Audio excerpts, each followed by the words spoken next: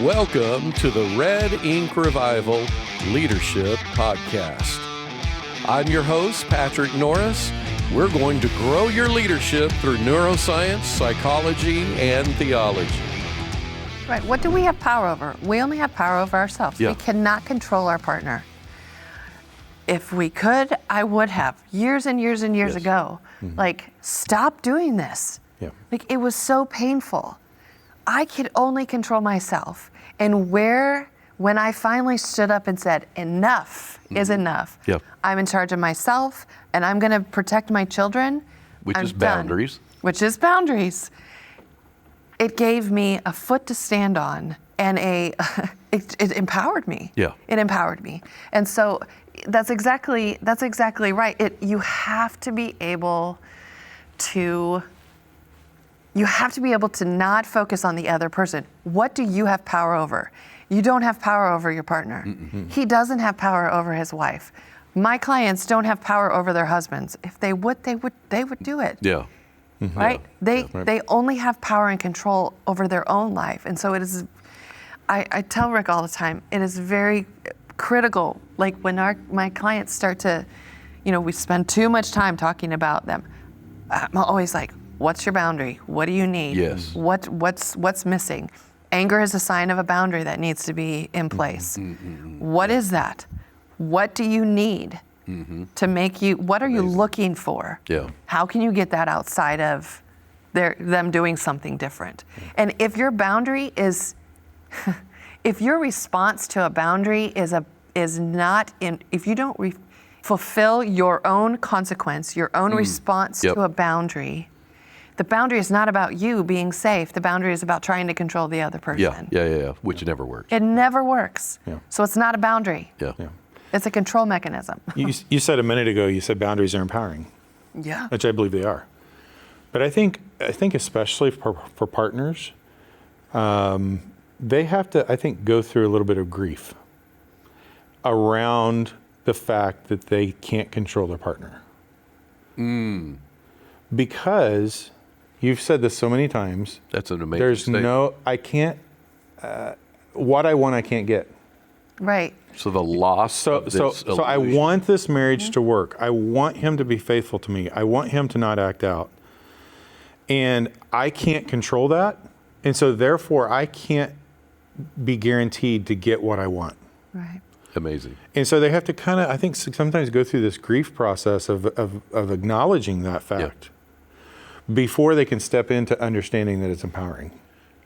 That's an amazing statement. The idea that we have practiced life with that which is familiar, again, the family systems we grew up in, the way we've related to people, and if we've had this illusion of control of someone else, the illusion that I can have what I want if I make you do and enmesh and project my emotional discomfort in hopes that it manipulates you to do what I need you to do, that has become our familiar friend, our ally, our advocate. Yeah. And so when you then have to give up that friend, there is a loss, which grief then comes in. Yeah. That is really a profound idea. Yeah. That's very interesting. Yeah. I think about biblically that James writes that where there is envy and strife. So let's just start there. Envy and strife.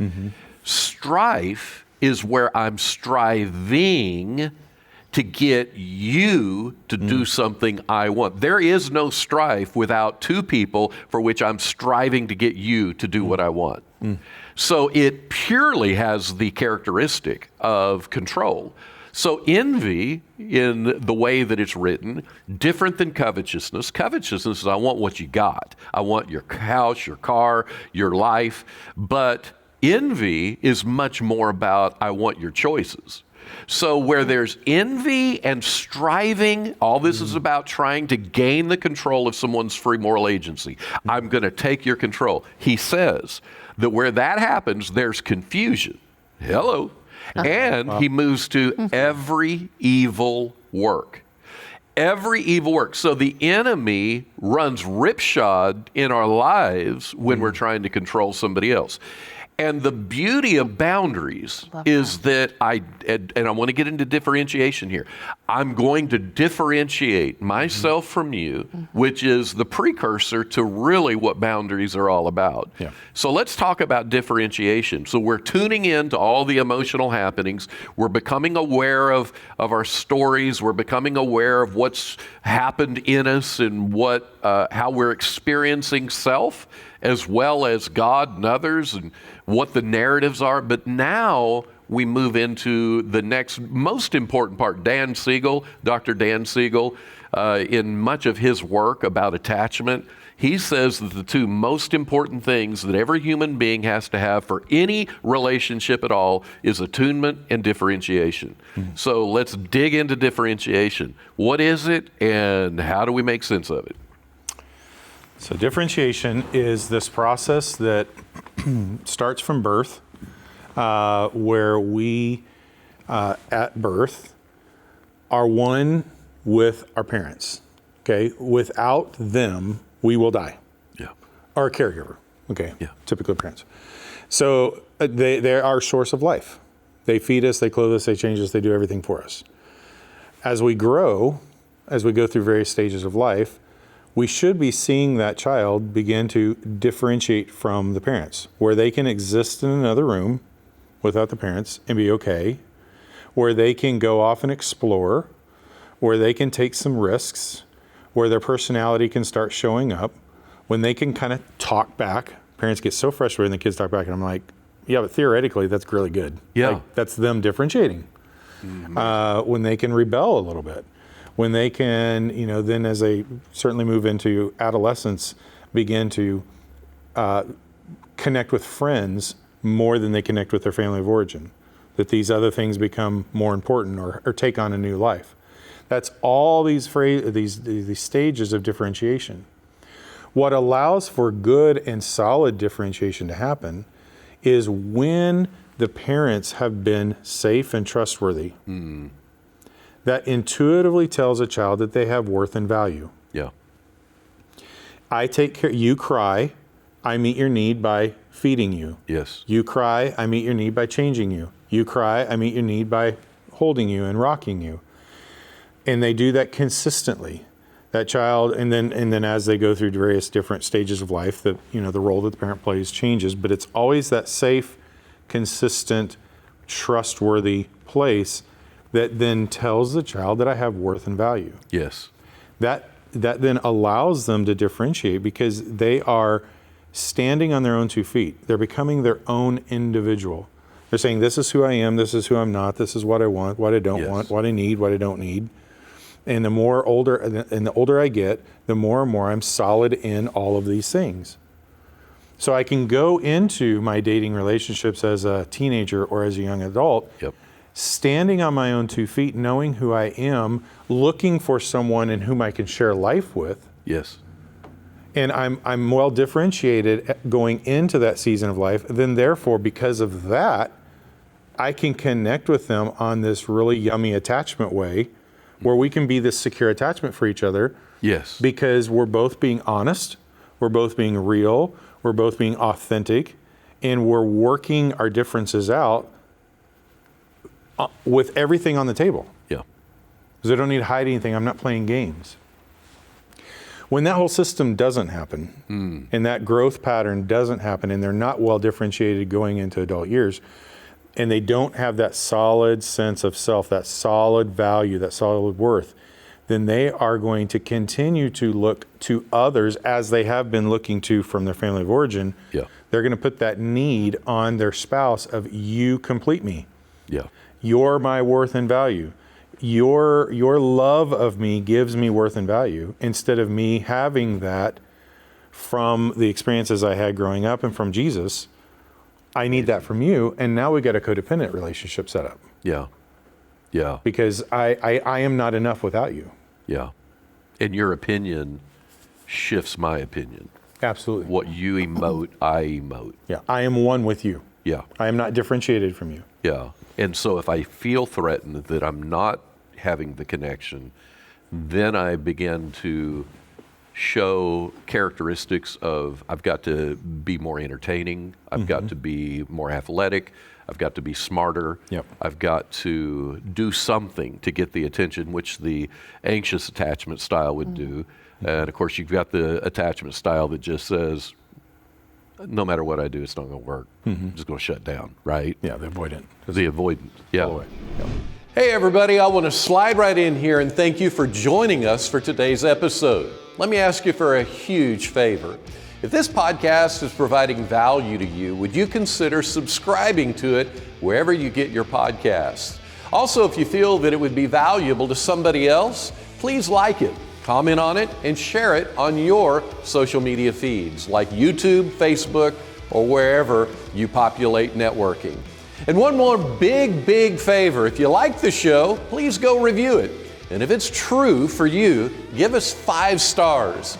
And when you review it and rate it, it gives our efforts greater opportunity to grow, and that would mean the world to us.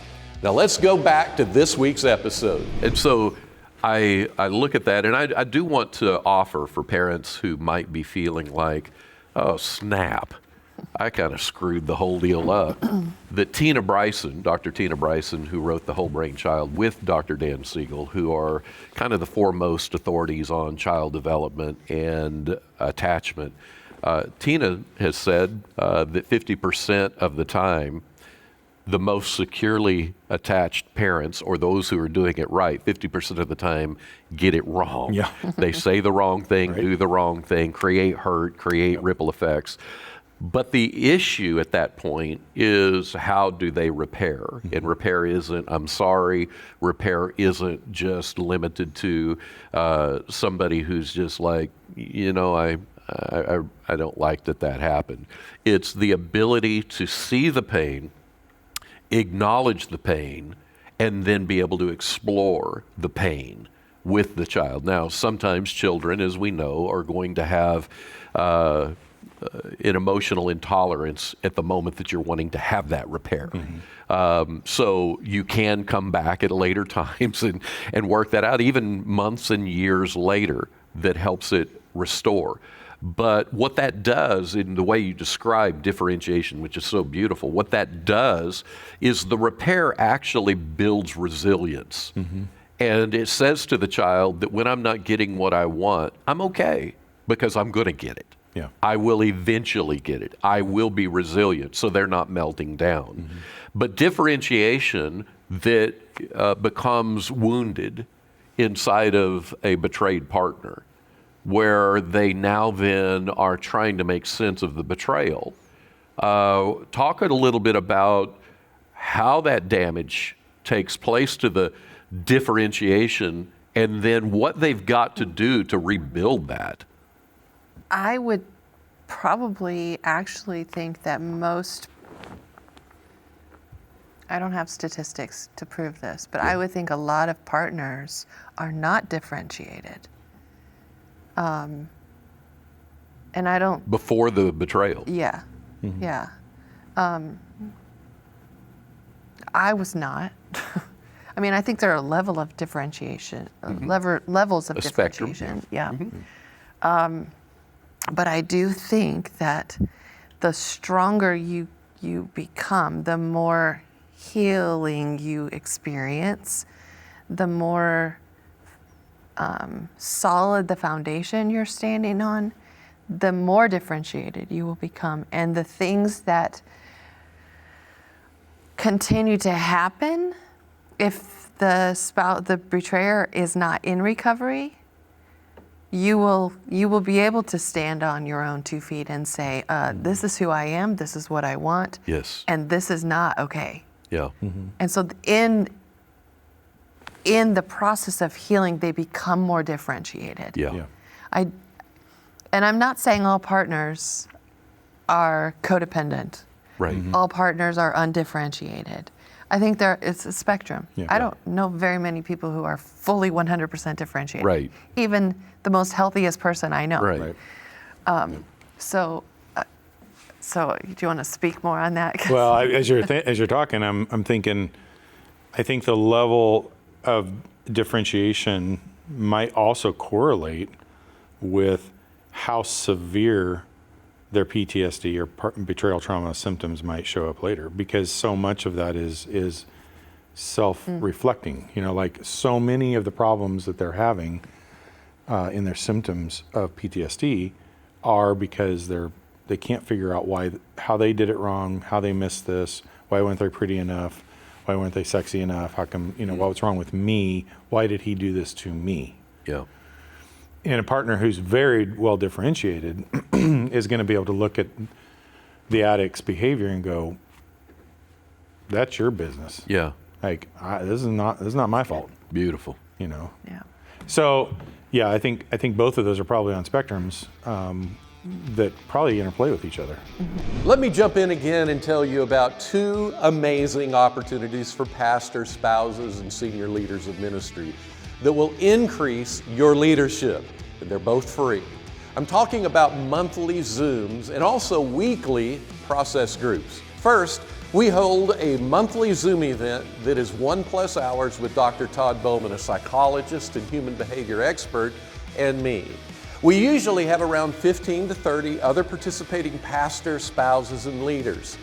The monthlies have been amazing to help pastors collaborate around tactics, personnel challenges, and even how to navigate our own inner world. The skills you'll learn and a newfound pastoral community will expand your leadership mapping with everybody you lead. These monthly Zooms happen every month on the second Mondays at 6 p.m. Central Time. And then the second opportunity for pastors and spouses is our weekly process group that spans for 6 weeks. In our weekly process group, we provide tools that guide you into your story and help you rediscover you, redefine leadership, redeem life, and redream ministry.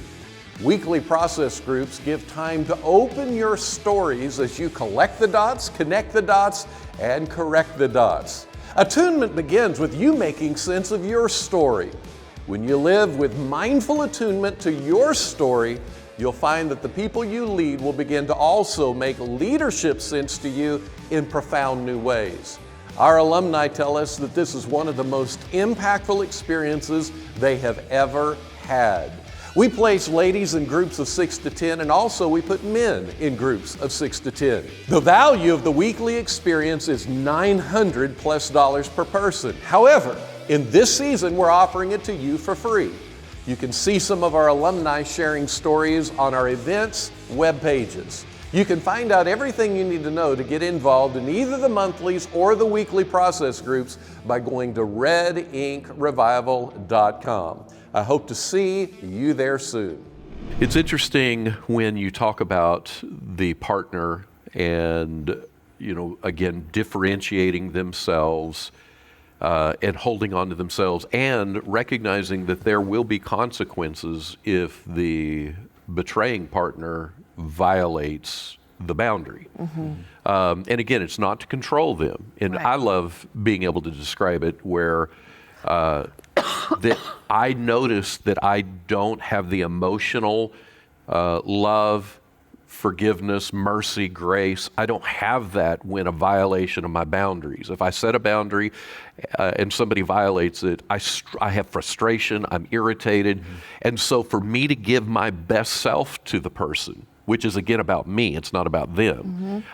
For me to give my best self, then I have to hold the consequences that I'm not controlling. You can do what you want, but I'm not going to participate with what you're doing if in fact it's going to hurt who I am Right. and how I even want to relate to you. Right. So there is that, those consequences. But what I find with people around boundaries, and particularly we see it in the area of partners who've been betrayed, is that when it comes to the consequences thing, they don't like the consequences.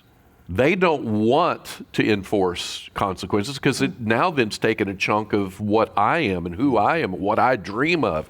And now then I've already gone through grief, and do I want to go through that more? So they get into a double bind and they feel like I have no options here. So what do you say to a partner who's been betrayed, who wants to live in boundaries, but they don't like the options of whatever the consequences will be. So they are very soft. And so they say, this is the boundary. And then the person, other betraying partner violates the boundary. And then they're like, boundaries don't work. And it's like, well, wait, they do work. It's you didn't like the option, so you don't enforce it. Yeah, well, we really try to avert that. Is that the right word? Avert that and create the boundary consequence for the partner. It's the partner's consequence. For example, if I value myself, if I respect myself, and I have a high value of monogamy, and my husband is having affairs and has affair, what is my natural consequence? Well, I don't trust him. I feel angry. I feel threatened. I feel lots of emotion, sadness and grief. I mean, you just name it. What happens between us? What's the natural consequence between us? Again, I don't trust him. There's disconnect. I don't want to be near him. I want to pull away from him. When that happens, what do I need to feel safe? Yeah. What do I need to feel safe? If I can feel safe still being in the same house, okay. If I can't and I get activated so much, then we need to either ask him to leave, and if he says no, I have to leave, because the boundary violation is about the consequence, or I call them responses, because I don't like consequence. It feels like punishment. I like that better. The response is for me so that I can feel safe, so that I can have a sense of clarity in my head, so that I can show up and be present for my kids, so that I can. So if my value is monogamy, I value myself, I value the whole concept of monogamy. You have an affair and it comes out that you're having an affair. This is the natural consequences. This is my response. Yeah. And So for a specific amount of time. I'm going to push back. Yeah. Not push back as in, you're exactly right, but I'm going to be the betrayed partner go ahead. here.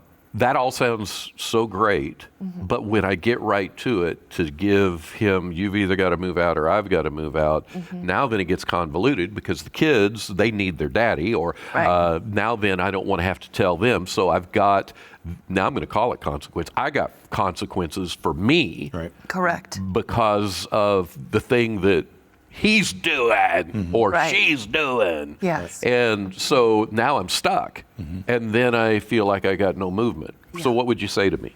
I would say, well, what do you need? Yeah. And what do you want? Yes. Based on those criteria. Right. That's what I would just keep repeating that. If you don't feel safe, you have to take care of yourself. Yeah. If you feel safe, then fine. Sometimes there are critical things like childcare and finances and things. Sometimes partners will say, well, he doesn't have any place to go. That's not your problem to fix. I love that. Or here's one, we don't have money to do that. Exactly. Well, he's got friends. If he's in a group, he's got his group members. Maybe he can stay on their couch. That's what I say to them. I love it. Like, don't worry about that. Don't rescue your husband. What do you need? Beautiful. Boundaries, I heard this the other day. Boundaries are for me, requests are for we. So I make boundaries and he doesn't get to say. There's no negotiation in that. Like, if I need safety, I'm going to take safety because I have to do what's right for me. Yeah. Now, if I want him to do something, like, would you please go to a group 3 out of 4 weeks a month? I can make a request. He can say, I don't want to do that, but I would consider 2. Yeah. So we have boundaries and requests. What do you have power over? You have power over your own boundaries.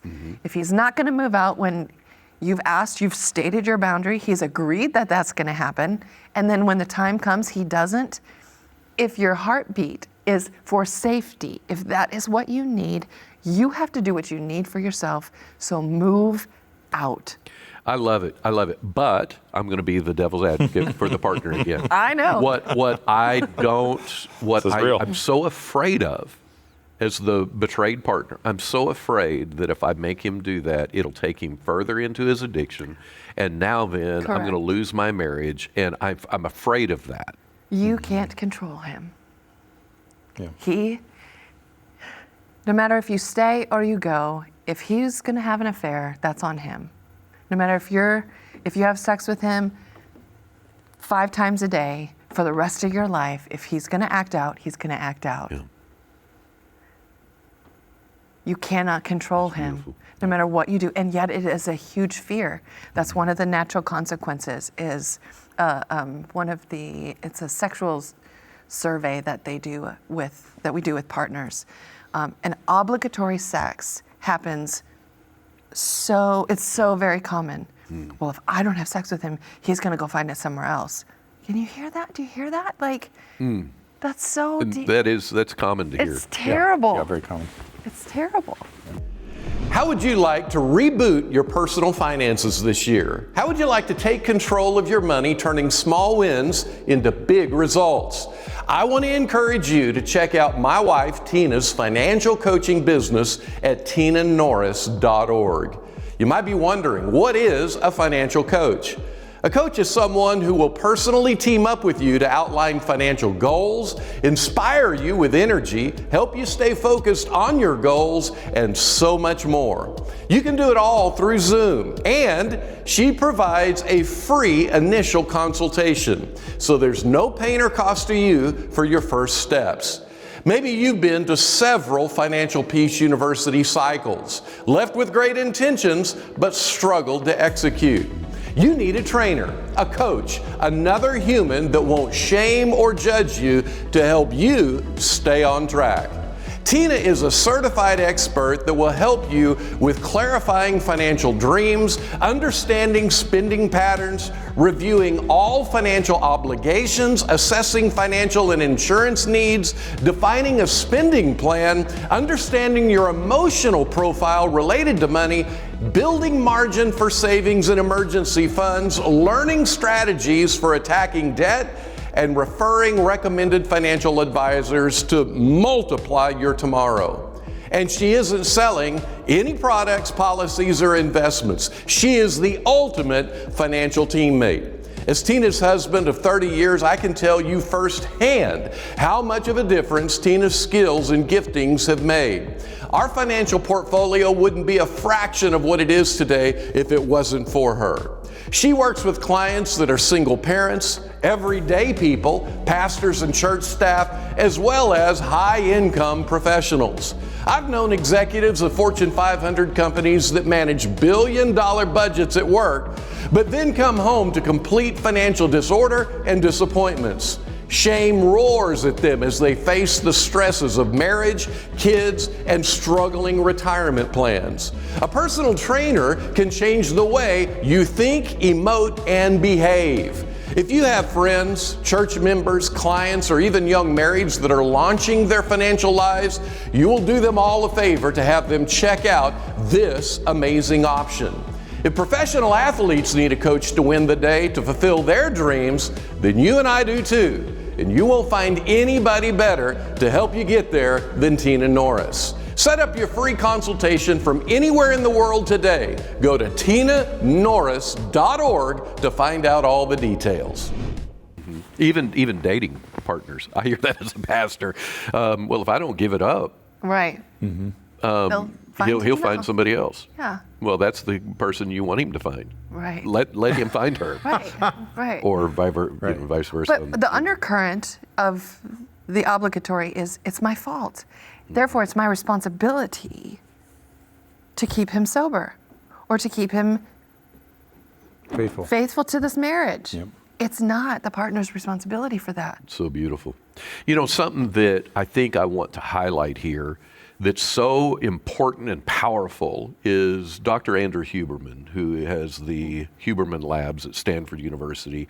He is in ophthalmology, so he studies primarily the brain's functions with the way the eye works and even auditory things with the ear. But he works with special forces. He's a guru in human behavior, and I mean, he is in the thick of what's going on in the brain. I mean, he's one of these high-level neuroscientists. And he has talked about how, as he studied special forces as an example, and David Goggins was one of them, if anybody's ever heard of David Goggins, which he is a crazy performer. I mean, stuff that's superhuman the guy has done. And in the way that he began to work and to study him, one of the case studies or illustrations was that Goggins comes in with other special forces. They're going to do this shark-infested water illustration simulation. And they walk in, and Goggins, who's already known as an elite Navy SEAL that you would think is armored up and would never show an ounce of vulnerability. They walk in, they're studying them from the time they walk in the door. They're analyzing everything from the way their eyes work to facial expressions to distractions to anxieties, anything that can show up. Goggins comes rolling in with the other guys, and they say, we're going to do this shark-infested water simulation. Goggins immediately acknowledges his discomfort, and he says, I don't like sharks. And which ends up being a key as to why he was so successful. That when high-performance guys that are just built and intelligent go into Hell Week and don't make it, why? Because they never get fired. You don't get fired from Hell Week. Yeah. You self-elect out. Right. And so what's the difference? So that's what they're looking at. Goggins comes in and he's able to acknowledge reality. The first thing was to acknowledge reality. I don't like sharks. Not deny it, not repress it, acknowledge it. And then just a few minutes later, they ask, or said, we're ready for the shark simulation. Who wants to go first? Goggins said, I want to go first. So what he did, and this is what they learned, and then of course all of the neurocircuits and this is how Huberman talks about it. In essence, he says that there is a victim circuit in the brain that when you are in your stuckness, your brain will neurochemically support you to stay stuck. I think that's amazing. But when you just cognitively create a strategy to be able to move forward, the empowerment is so prolific that the brain releases the neurochemicals to help you move out of victimization into the neurocircuits that end up giving you dopamine and pleasure. And that the dopamine circuits, and that's what he calls them, the dopamine circuits actually are not about the ultimate reward, it is about the incremental steps towards the reward. And that when you get the dopamine hit, it makes you feel so alive and full and happy and et cetera. And so what he's doing is he's saying that if we can give people like a boundary, so I'm now then bringing it down from special forces to the real special forces, a betrayed partner. Somebody who now is working through their grief and loss, if they're able to create a boundary that is a strategy, it gives them what you guys have been calling empowerment. That then releases the empowerment circuits in the brain that gives them the sense of strength and joy and peace simply by the increment of moving towards a solution to whatever the thing is. Not denying the reality. The reality is he may leave. The reality is we don't have money. None of that is going to help until you face it and say, that's true. All of that's real. Now I'm going to move into the plan that my therapist has worked with me to help me think through. I've got his or her brain, and now then I'm going to borrow it to move forward. I love Huberman's work around that. Because I think about me, and I think of how many times that I have been stuck, and all I needed was a cognitive plan that my brain could say, I don't have to have a good plan. I just have to have something that empowers me. Hey, I want to invite you, if you are listening and thinking, I have so many questions I would like to ask. We would love to address your questions on an upcoming episode. In fact, we may do an entire episode on the one question that you have. If you will simply email us at redinkrevival@gmail.com, we will catalog all of these questions, and we would love to be able to address the things on your heart and on your mind. So be sure to get in touch with us, and we'll take the journey together. Yeah, that's the thing that we talk about with boundaries. It's like you create boundaries. Yes, can you change them if you need to? Yeah. Yes, but you create them and then you keep them. So when you are triggered, when things do happen, if he does act out or she does act out, you don't have to be thinking in the moment. You already have a plan. Yeah. Like, and when you're activated, it's kind of hard to think. Like, what do I need right now? I don't really know. It's like fight, flight, or freeze right at that point. So what's your plan? Go back to your plan. That's so beautiful. I love it. Yeah. It is interesting how we, navigate through so many of these challenges, and a betrayed partner would have so many things that feel complex, and they're really not as complex as what they seem. There's an illusion of complexity, and yet a good trained therapist, is going to help them separate and create understanding around it that simplifies it. And the simplified doesn't mean it's desirable. Right. It just means that now easy. I have steps, or easy. I have steps. Well, in this whole episode, we haven't dealt any with organizational or leadership type betrayals. And I think we're going to have to keep that for another one. And the reason is because some of these things probably can't cross-pollinate, like the issue around the formalization of walking all these things out, or even as a leader being able to, maybe we could talk about this side of it. What do you do with a spouse who's been betrayed and their betraying partner doesn't want any reconciliation? Is that a different process? Because in an organization, when you're leading and somebody betrays you, is often not where you get closure. Yeah. So how do you deal with the aspect of closure when the other one just wants to ride off to the sunset with the new person? Yeah, and that happens. And that's unfortunate, because we believe in redemption and restoration. So when that does happen, it's the same process. We just don't go through disclosure and repair and reconciliation and sexual reintegration and all of that part, the coupleship piece.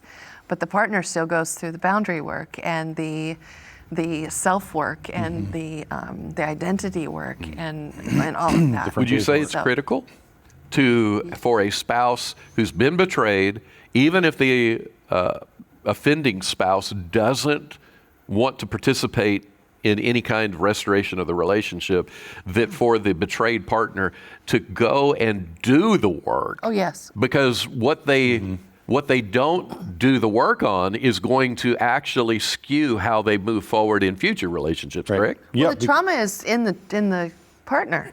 Yeah, yes. So About themselves. just because the addict or the betrayer is no longer in the picture doesn't take the trauma away. Yeah, come on.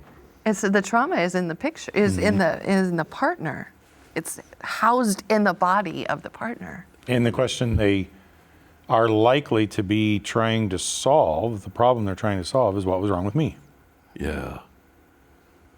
And that keeps them stuck in the trauma and all the symptoms and all that, because I should have known, or I should have been pretty enough, or whatever. And they're going to take that with them after divorce.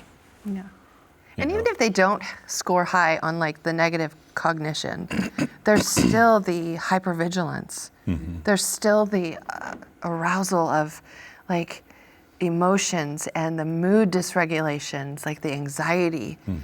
It's not always negative thoughts about self. There's other pieces that that are present. So it's not just that they have that it's their fault.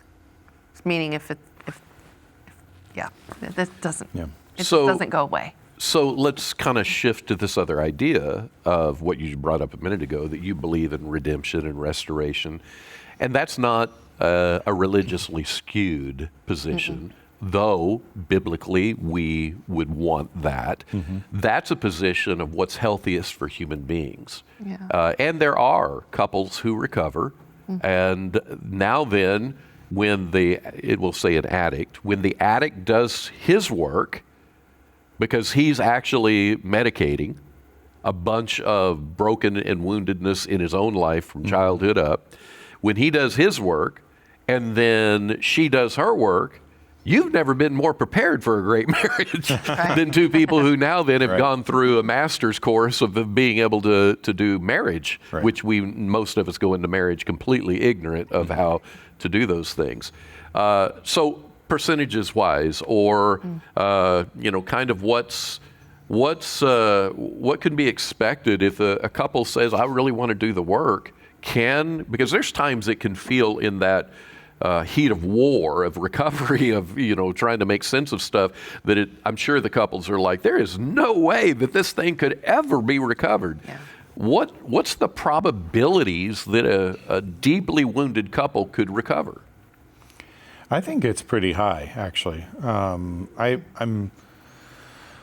in all the couples we've worked with, I'm trying to think of the ones who really were doing the good work individually, who didn't make it. And I don't have percentages by any means, but it's pretty low. And it seems like maybe there are other factors that might be revealed through the whole process that would have them then go ahead and get divorced because they were more honest about something else, or something that wasn't necessarily directly tied to the betrayal, that they are now being honest about, and they're like, well, this isn't going to work for this reason. But man, I think for the most part, if both couple or both partners are really doing good self-recovery work and then come together and do work on their marriage, I just think the possibility of recovery is just incredibly high. Yeah. And because a wounded spouse, an offended, betrayed spouse, is likely, I'm not going to say this entirely, but is likely not going to want to divorce their husband because he had an affair or he was watching pornography. The reason she's going to more likely divorce him is because the lies and deception continue. Yes. And she can't trust him. Yeah. And without truth, Christine talks about this, without truth, you cannot provide safety, which cannot build trust. Yeah. And if that foundation of truth is not there, the foundation of safety is not there, and that foundation of trust is not there, you can't, what are you going to do with that? You can't move forward Yeah. together. Let me break in one more time and tell you about RedinkRevival.com, REDINK Revival.com. I want to encourage you to sign up for our blog e-newsletter there, as every month it will hit your inbox with a provocative blog post with topics about theology, biblical architecture for emotions, and how understanding the human brain is so helpful in giving more insights to various biblical texts. We also will feature updates on our monthly events to help you keep up on the ready for everything that is available to you. Also, I'd like to remind you, if this podcast is serving you with valuable insights, to subscribe to the podcast. If you think someone else would benefit from it, please review it, comment, and share it on your social media platforms. If your friends are privileged to know what's helping you, who knows what God might do in their life with the same resources. That would be a gift to us, and it would be a gift to all your friends. We're holding you in our hearts and believing God with you for a year of supernatural increase. So I'm going to hit one more thing, and I want to spike controversy here. Do it. You guys won't find it controversial, but our audience might. And I'm willing for them to hear it. Hopefully, they'll process it with us. But I know in conversations I've had with you, Rick, just in talking about various people and their struggles, that there is a Christian meme or a Christian theme that is divorce is not an option. And Rick, you have said before, if it's not an option, it's unhealthy. And what you're doing is, again, you're highlighting empowerment. You're highlighting the beauty of free moral agency. Can you jump into that a little bit and kind of pull it apart?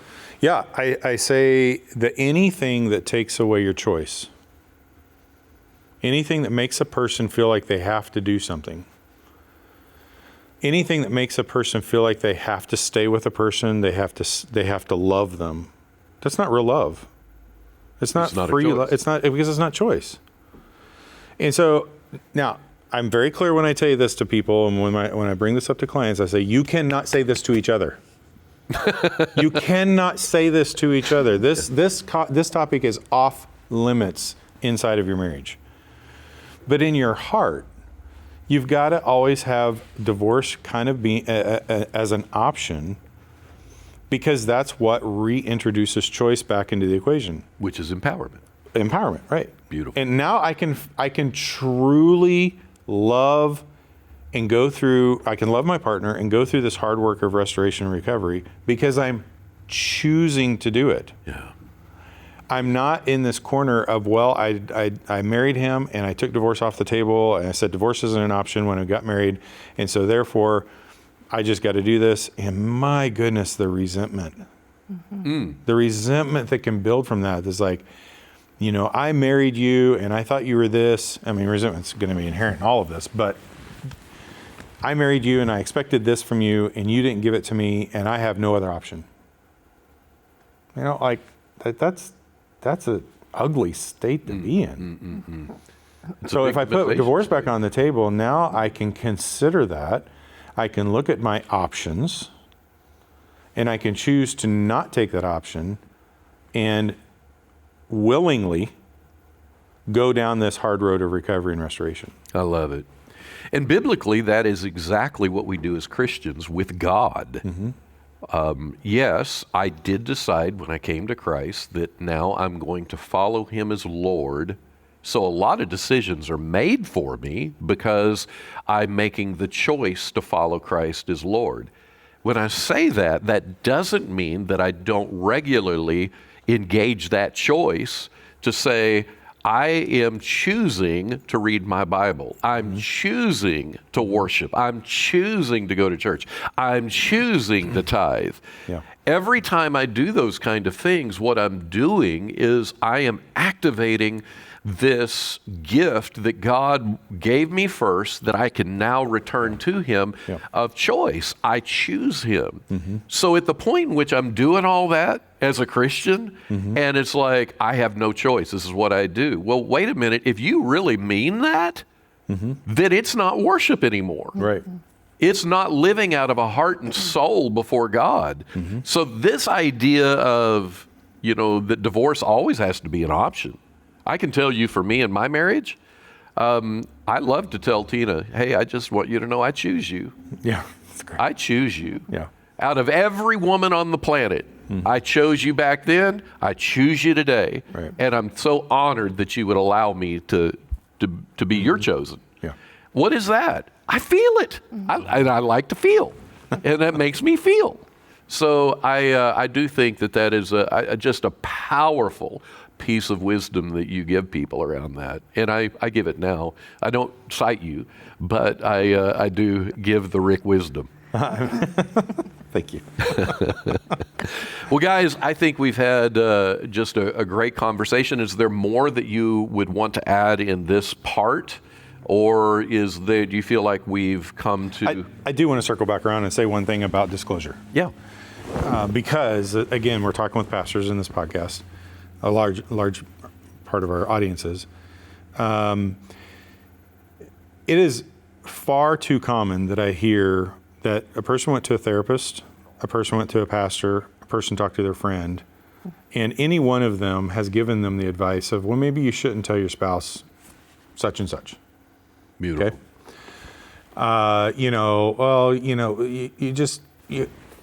You you only had a one night stand. Your wife doesn't know about it. Yeah. So things seem to be going pretty well. So let's just keep moving. Oh, Lord. Okay.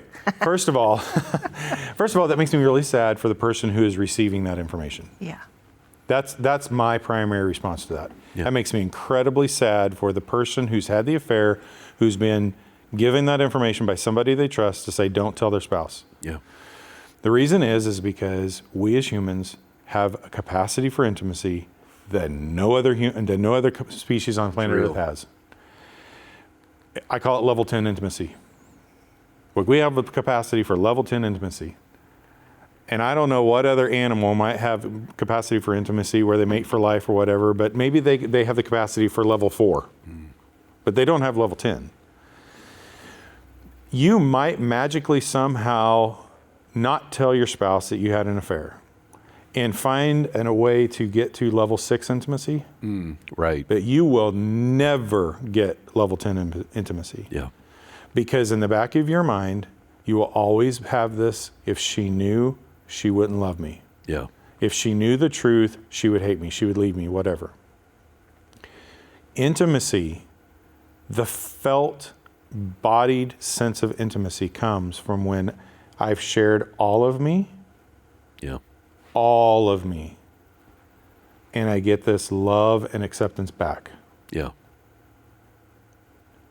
I'm overwhelmed by your love and acceptance of me when you've seen all of me. Yeah. The flaws, the imperfections.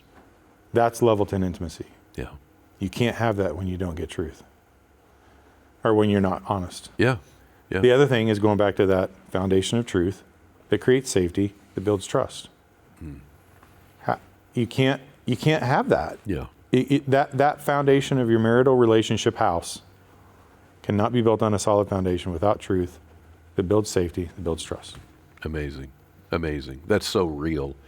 And I remember in Bible college even having that postured from, what would you do with this? And there was advice, depends on all the variables. And that was something that I've gotten much more convicted about through our certification process that I didn't always know.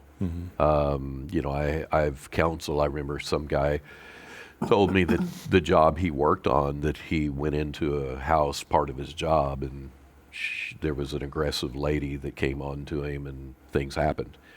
And he said, should I tell my wife? And that was years before. He had never acted out again. And I said, no, I don't think you should. Today, I would turn that. I would say, well, it depends on what you want. Yeah. What do you want in your life? Do you want a 6 of the intimacy? And I'm going to borrow your scale now. Sure. And may not cite you on it either.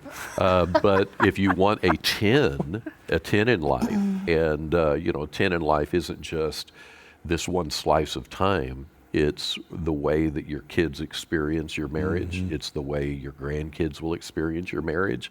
It's the legacy you leave behind. Because, generally, if you have one secret in your life, then there's going to be other secrets, and then you have a family system of secrets, and then that legacy gets left. And so the greatest gift you can give everybody is the honesty you have with your spouse. You don't have to tell everybody it. That's not necessary, but your spouse. And so, I really thank you for not letting that go, but letting it be spoken. I have one more thing. Yes, let's do it. We hear the terminology, well, it's just porn, or my husband just looks at porn. And I know we talked a lot today about infidelity or actual affairs, but the same effects on a partner that when there is just porn, there's not a minimization if they're only using pornography. Yeah. The secrecy, the lack of intimacy, it's all the same. Yeah.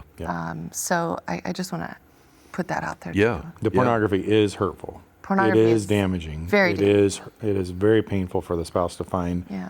that a husband has been watching this kind of content. But that that deeper level hurt is oftentimes because of the secrecy Yeah. and the hidden and the deception and all that. Yeah, yeah.